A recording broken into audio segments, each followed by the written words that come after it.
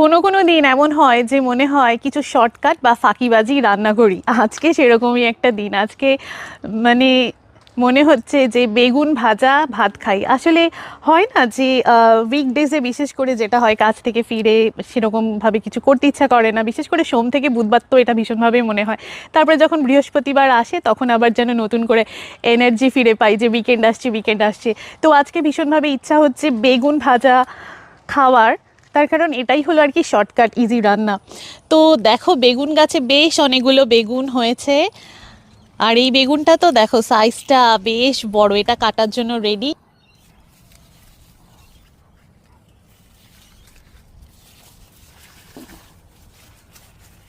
এই বেগুন গাছ দেখতে দেখতে সেই ছোটবেলার কথা মনে পড়লো। সেই আমরা লাইফ সায়েন্সে পড়েছিলাম আম, যে ডিম থেকে কিভাবে ব্যাঙাচি হয়, তারপরে সেটা আস্তে আস্তে বড় হয়, বড় ব্যাঙে পরিণত হয়।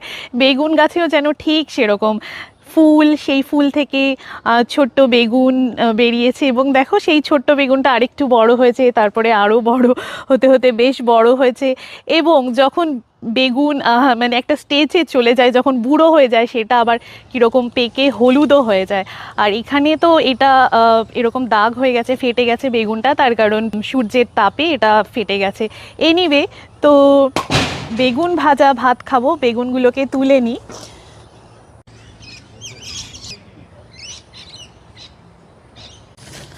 পুঁইশাক গাছগুলো তো পাশে হয়েছে, পুরো পুঁইশাকের ডগাগুলো বেগুন গাছের মধ্যে একেবারে আষ্টে পৃষ্ঠে জড়িয়ে রয়েছে।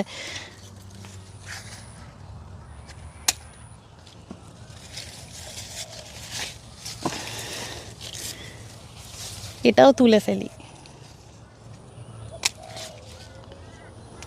ছোটবেলা থেকেই বেগুন খেতে আমার ভীষণই ভালো লাগে।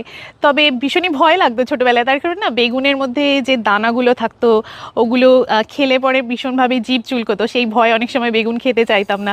কিন্তু মজার ব্যাপার হলো অস্ট্রেলিয়াতে কিংবা নিউজিল্যান্ডে এখানে যে প্রজাতির বেগুনগুলো পাওয়া যায়, তো সেগুলো তো অ্যালার্জি হয় না, চুলকায় না, তো সেটা কিন্তু খুবই ভালো ব্যাপার। এবং দানা খুবই কম থাকে। গোল গোল করে বেগুন কেটে সেটাতে লবণ হলুদ মাখিয়ে সর্ষের তেলে ভেজে তারপরে সেই বেগুন ভাজা গরম ভাতে ঘি দিয়ে খেতে কিন্তু দারুণ লাগে। বেগুন ভাজা খেতে কার কার ভালো লাগে কমেন্ট সেকশনে অবশ্যই জানিও।